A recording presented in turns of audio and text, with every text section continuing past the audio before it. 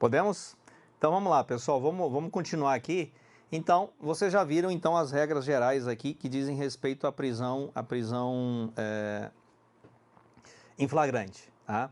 Depois a gente vai resolver as questões e aí você vai ver como é que isso é cobrado de forma mais frequente. Vamos lá, prisão preventiva, tá? A prisão preventiva, doutores, hoje é a forma mais comum de prisão cautelar que nós temos, tá certo? E é por isso que você precisa entender quais são as situações em que ela pode ser decretada. Então, eu vou passar na sequência aqui de uma forma até bastante superficial. Não vou entrar em detalhes jurisprudenciais, pessoal, porque eu acredito que não seja não seja isso que vai ser cobrado na sua prova, tá? Mas isso não significa que você não tenha que ficar atento aí às principais alterações que nós temos na jurisprudência, tá?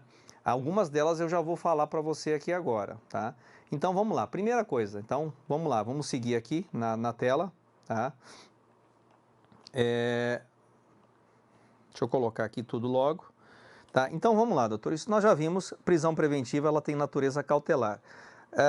Jair, se ela tem natureza cautelar, o que ela visa cautelar? Duas situações, doutores. Primeiro, a sociedade, e ela visa cautelar o processo. Você vai ver em razão dos requisitos que nós temos. Quando é que ela é cabível? Ela é cabível, doutores, durante a investigação policial ou em qualquer fase do processo, tá?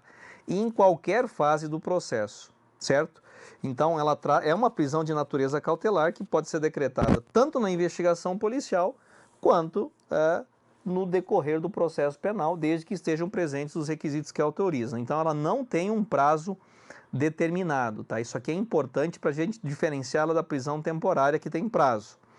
Então, quem são os legitimados, doutores? Quem que são os legitimados, tá? Bom, isso aqui é importante para você ter em mente aqui o 311, tá? Então, quem são os legitimados aqui que podem pegar e requerer? Quem pode decretar é só o juiz, tá, doutores? Então, quem pode decretar, tá? Olha só, decretada pelo juiz. Então, em qualquer fase da investigação ou do processo, caberá a prisão preventiva decretada pelo juiz, mas a requerimento do MP, do querelante ou do assistente, ou por representação da autoridade policial. É claro, doutores, que, por exemplo, durante a fase policial, durante a fase de investigação, quem que pode requerer? Então, a autoridade policial ou o Ministério Público, não é?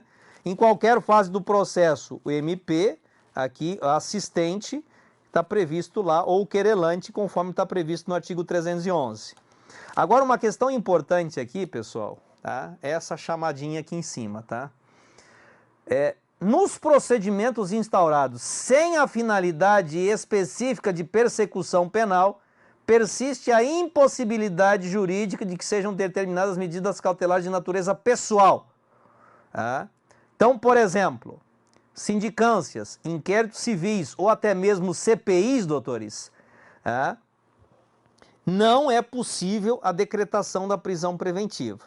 Tá? Então, por exemplo, o presidente de uma CPI, doutores, o responsável por uma sindicância, não pode requerer a decretação da prisão preventiva. Ele teria que representar e solicitar isso ou ao Ministério Público ou à autoridade policial. Então, guarda essa informação aqui, tá?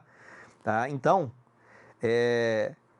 procedimentos que não tenham uma finalidade específica de persecução penal, não é possível a decretação da prisão preventiva. Ok? Bom, e aí nós vamos para os pressupostos, doutores. Então, vejam só. Para que eu possa decretar a prisão preventiva, eu preciso do fumus comissi delicti, tá? Eu preciso do fumus comissi delicti, ou fumus boniuris. O que significa isso? Que eu preciso ter prova da existência do crime. Não confundam com materialidade, doutores, porque a materialidade ela só existe naqueles crimes que deixam vestígios. Então, o mais correto é eu falar em prova da existência do crime, que envolve qualquer tipo de crime, tá? Transeunte e não transeunte, e eu preciso de indícios suficientes de autoria. Tá? Então, esse aqui é o pressuposto básico. eu tenho que ter prova de que o crime aconteceu e eu tenho que ter indícios suficientes para dizer que aquele cidadão, ele é o autor do crime. Mas isso basta, Jair? Não, isso não basta. Por quê? Porque eu preciso dos fundamentos, doutores. E os fundamentos é o periculum libertatis, ou seja, se eu deixar esse cara solto, qual o risco que ele oferece para a sociedade e para o processo? Qual é o risco? Por isso, doutores, que eu tenho que levar em consideração aqui, eu tenho que pegar, além de provar a existência do crime e que tem indícios de autoria, eu preciso demonstrar uma dessas situações aqui, tá?